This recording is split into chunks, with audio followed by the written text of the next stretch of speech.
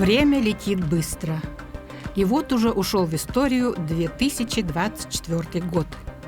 Каким он был для народов Севера Якутии? Об этом мы побеседовали с заместителем министра по развитию Арктики и делам народов Севера Республики Саха-Якутия Михаилом Александровичем Погадаевым. 2024 год был непростым годом. Это был очень, с одной стороны, очень насыщенный на события год. С другой стороны, он был непростой в плане того, что наша страна сегодня находится в условиях проведения специальной военной операции. Очень много представителей коренных малочисленных народов Севера принимают участие в этой спецоперации, и особенно с наших отдаленных арктических северных районов. Поэтому, конечно, мы со всей страной и со всей республикой сплотились вокруг вот этой ситуации, и этот год прошел под знаком поддержки участников специальной военной операции. Наши общественные организации коренных малочисленных народов Севера проводили очень такую большую работу по оказанию поддержки, отправке посылок нашим бойцам, поддержки семей участников СВО. Ну и, конечно, всех нас объединяет общая тревога за наших ребят. И все хотим, чтобы наконец наступил мир, и ребята вернулись с победой, здоровые, живые. Поэтому год был в этом плане очень непростой. С другой стороны, было очень много разных событий в этом году, касающихся коренных малочисленных народов Севера. Проходили, тем не менее, несмотря на сложную обстановку в стране, и съезды наших народов, потому что съезд народа — это очень важное общественно-политическое событие для любого народа. И в 2024 году прошли съезды Чукчи Республики Саха-Якутия в селе Колымское, прошел съезд эвенкийского народа Республики Саха-Якутия в городе Якутске.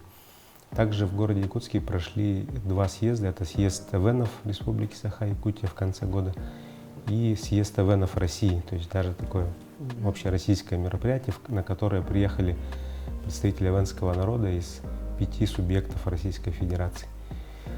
Вот. Кроме этого, у нас прошли и игры «Дети Арктики». Ну, вообще, в целом, в прошедшем году мы постарались уделить большое внимание именно детям Арктики, потому что все-таки дети — это наше будущее, и сегодня дети из арктических районов, они не имеют таких возможностей, как дети из центральных районов, да, и поэтому они ограничены в возможностях выезжать за пределы своего района, за пределы республики.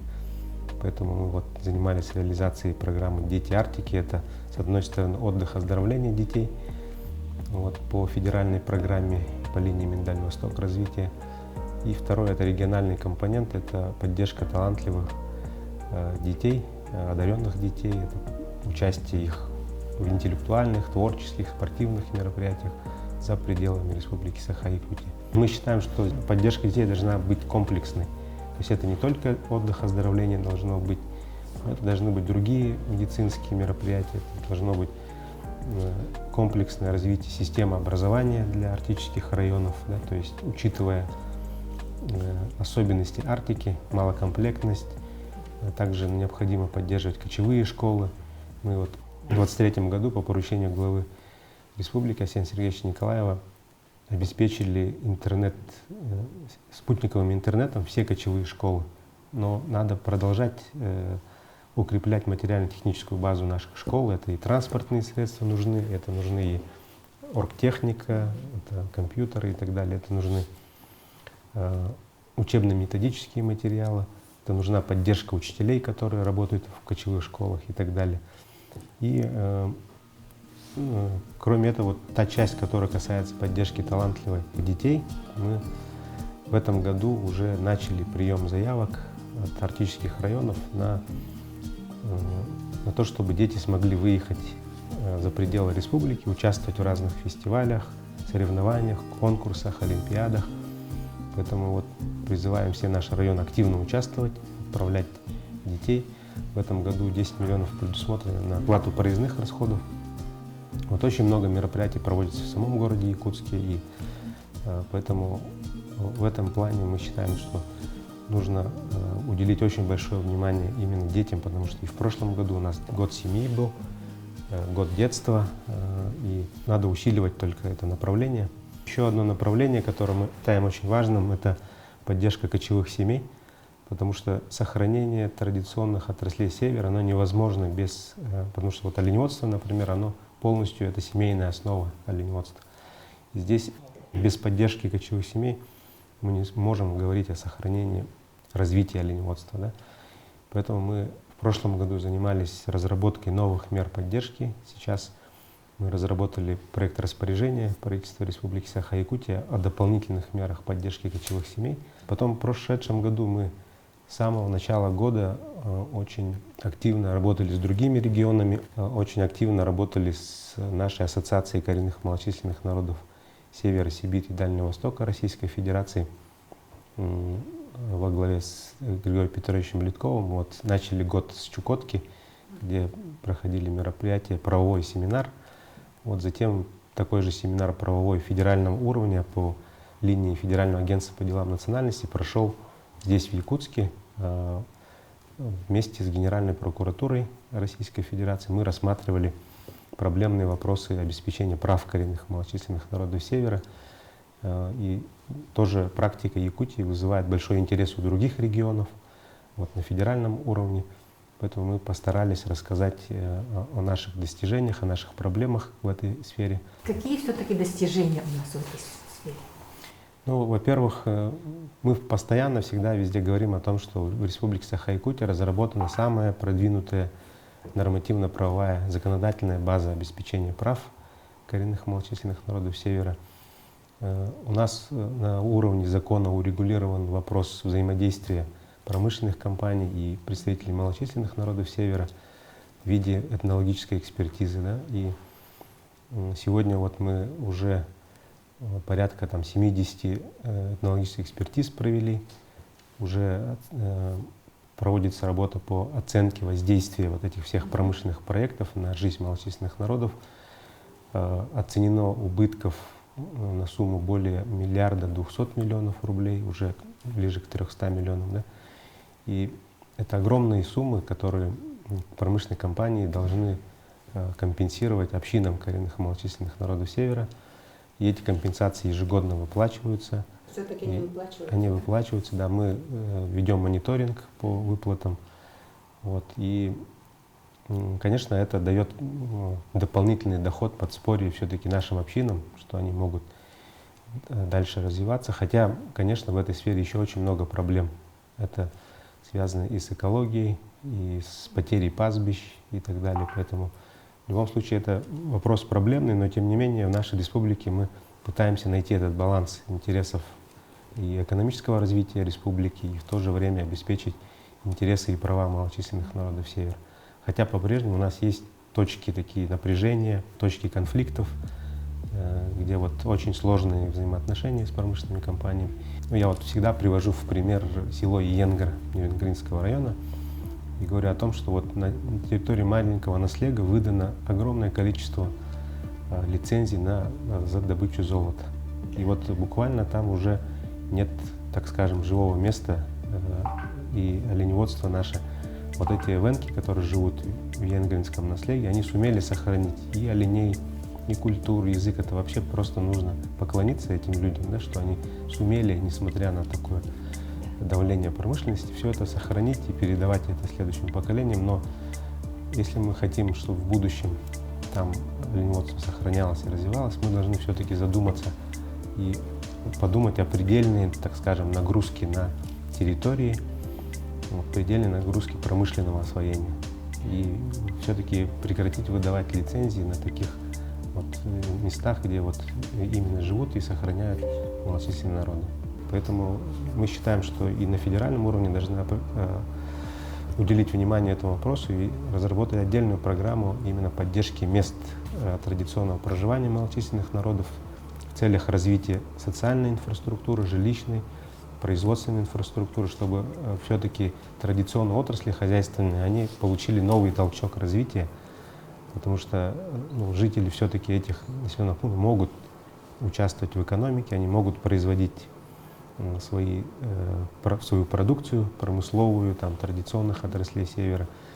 Вот в этом плане наше министерство также сейчас работает с федеральным центром, с Миндаль-Восток развития по дальнейшему развитию вот сети торгово-логистических центров и созданию на местах центров по переработке продукции, приему, заготовке продукции традиционных отраслей и последующей транспортировкой, переработкой и сбытом этой продукции. То есть создание экономических стимулов для развития предпринимательской деятельности среди коренных малочисленных народов Севера. Это, наверное, сегодня самый главный такой вопрос, над которым мы сегодня работаем. В прошлом году вот, по поручению главы Республики Саха-Якутия в Якутии создается сеть торгово-логистических центров в арктических районах. Мы в прошлом году ввели 2 торгово-логистических центра. Это поселок Батагай Верхоянского района и поселок Хану Момского района. В этом году у нас в планах построить 3 торгово-логистических центра. Это в поселке Оленек Оленекского района, Батагай-Лыта Венебатантайского района и Чокурдах Алайховского района. Тем самым мы завершим создание каркаса, да, вот, торгово-логистической системы в Арктике. И у нас проект по созданию сети торгово-логистических центров, он завершается, но мы дальше планируем развивать его. Также вот уже глава республики нам дал персональное поручение о том, что мы должны наладить обратную загрузку. Вот мы привозим продукты в арктические районы, обратной загрузкой мы должны вывозить промысловую продукцию, тем самым создавая стимулы для развития местной экономики, чтобы люди получали дополнительные доходы, смогли продолжать заниматься традиционной хозяйственной деятельностью и развивать свои хозяйства. О том, как обстоят дела в оленеводстве, рассказал руководитель отдела по развитию традиционных отраслей Севера и рыбохозяйственного комплекса Министерства сельского хозяйства и продовольственной политики Республики Саха-Якутия Иннокентий Михайлович Баланов. В целом, по оленеводству мы как-то последние 5 лет шли более или менее, и всегда был рост. 2-3% это ежегодный рост. Но в прошлом году, хотя и весна была хорошей, и лето для оленеводов, летовка мы отмечали, что была хорошей, все-таки осень получился у нас, видимо, сезон для оленеводства не очень хороший. У нас планировалось увеличение поголовья на 3%, где-то 175 тысяч оленей мы должны были достичь, но по итогам осенней королизации, по итогам года у нас получилось сокращение оленепоголовья. Где-то у нас получилось 164 тысячи оленей во всех категориях хозяйств и где-то 7% снижения поголовья от январского поголовья. Да, ну, вот такая вот, да. Но вот такой вот получился год и производственный год. Вроде бы мы отмечаем, что вот весна была хорошей, и вроде бы 80% делового выхода тугутов на период отела был. И вот летовка как-то у нас прошла.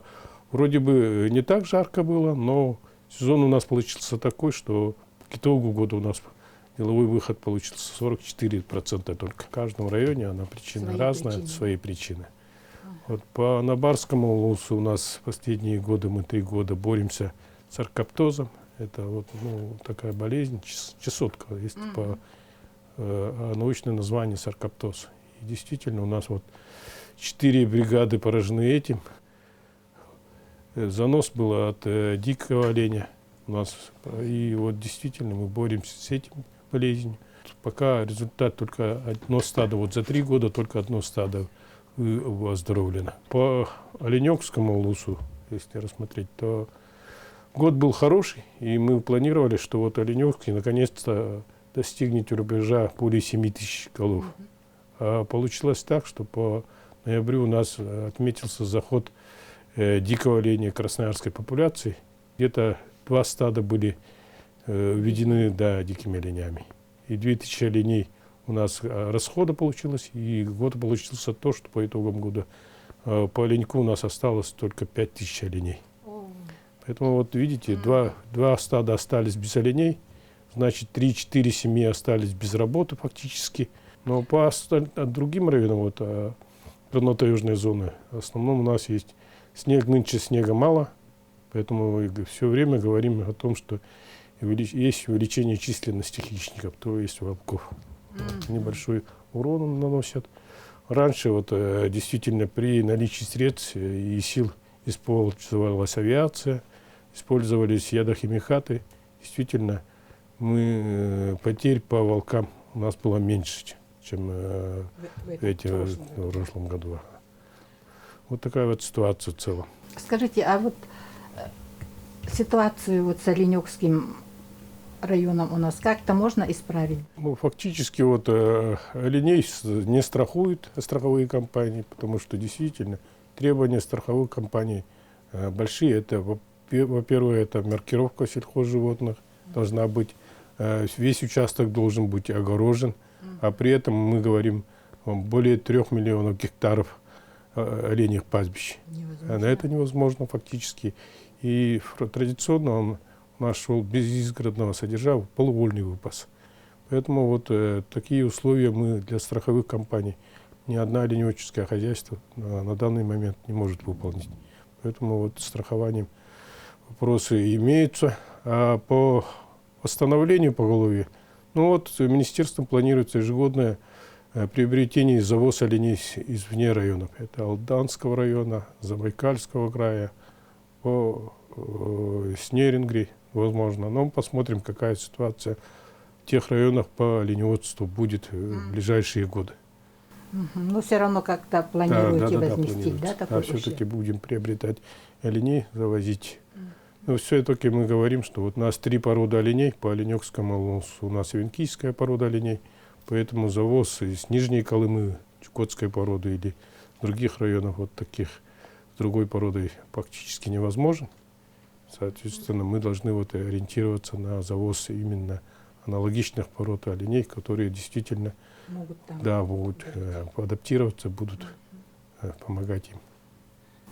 Это у нас по оленю, да, по развитию оленеводства. А что с оленеводами? Какая помощь была им сделана? Ну, численность оленеводов у нас в этом году, последний вот с прошлого года у нас все-таки 1000 оленеводов, где-то 700 фактически оленеводов, 300 чумработниц. Все-таки есть сокращение оленеводов, потому что действительно заработная плата низкая. Не так, как мы все время вот оленёкские, промышленные, те, кто соседствует с промышленными предприятиями, всегда говорят о том, что именно заинтересовать молодежь можно только заработной платой. Потому что вот Оленёкский и Анабарский район говорят, вот у нас вот племянники там работали, мыли посуду, и за месяц они зарабатывали 150 тысяч рублей. И мы, а мы действительно, вот то, что мы возмещаем часть расходов по заработной плате республика, и мы где-то средняя заработная оленеводов 35-40 тысяч рублей в месяц получается. И при тех условиях, которые они кочуют в палатках, те условия, которые они ведут хозяйственную деятельность, действительно, она очень тяжелая. Последние вот 20 лет у нас по республике в целом государственная поддержка, она все-таки есть, и мы перевалили же 1 100 000 000 рублей, и она вот возмещает часть расходов по заработной плате, чтобы сохранить именно минимальный размер оплаты труда, и также обеспечение спецодеждой, табельным снаряжением, строительство коралей, изгородей, возмещение части затрат по технике, которую мы ведем. Но все-таки модернизация уже ведется, поэтому этот пресс тоже очень, наверное, тоже опасный, потому что мы, когда встречаемся с скандинавскими оленеводами, все говорят, вы не увлекайтесь модернизацией, потому что они в свое время у нас были в Анабаре, Нижнеколымском районе, и вместе с ними кочевали и говорят, у вас, оказывается, вот сохраненность традиций и уровня вот этого у вас есть очень хорошее, и вот это вы должны сохранить. Именно традиционный образ жизни. Да. Поэтому вот этот именно сохранение традиций, культурной части, наверное, вот это вот, наверное, самая важная часть, наверное, по сохранению оленеводства. По молодым оленеводам у нас вот последние 5 лет работает программа «Молодой оленевод». И оленеводы до 35 лет, проработавшие в оленеводстве 4 года, получают материальные социальные выплаты на улучшение жилищных условий. И где-то этим социальными выплатами воспользовались сейчас 64 человека. До прошлого года размер выплат составлял 1 000 000 рублей. Действительно, она стала подспорьем для молодых оленеводов, для улучшения жилищных условий. В поселках действительно они расширили свои квартиры, кто построил. Но все-таки вот ставили вопрос, при отчете правительства оленеводы всегда ставили вопрос о том, что выплаты не отвечают тем расходам, которые они ведут. Очень большие транспортные расходы накладывались. И с прошлого года решением правительства она была увеличена до 2 миллионов рублей. Поэтому вот в прошлом году вот 14 молодых оленеводов воспользовалось вот этими социальными выплатами по 2 миллиона рублей. И они вот действительно строят себе вот в поселениях дома частные. Поэтому очень интересная вот такая программа. И молодые оленеводы действительно рады и, конечно, улучшаются условия. Благодаря этой программе хоть какой-то, но маленький рост именно молодых оленеводов есть. У нас же намечается, давайте перейдем к такому более-менее приятному, что ли. Намечается съезд оленеводов. Что вы про это можете сказать? Когда будет, кто будет участвовать, что интересного там? Оленеводы республики, они активны с 90-х. И в советское время были очень активны. Вот, и ежегодно, вот раз в 4 года всегда собирала ассоциация оленеводов республики, собирала свой съезд оленеводов республики. В этом году вот планируется проведение 4-го съезда оленеводов республики. Где-то пока дата определена как 18 по 21 марта 2025 года. И отраслевой союз оленеводов в лице вот Колесова Альберта Александровича планирует провести вот именно данные дни мероприятий по съезду оленеводов. И мы поддерживаем, действительно, вот на уровне правительства включен план работы правительства и министерства. Вот совместно с Союзом оленеводов планируем вот провести игры оленеводов республики с приглашением оленеводческих хозяйств со всей республики. И у нас даже вот изъявили желание участвовать в данном съезде наши гости, как всегда, оленеводы Китая.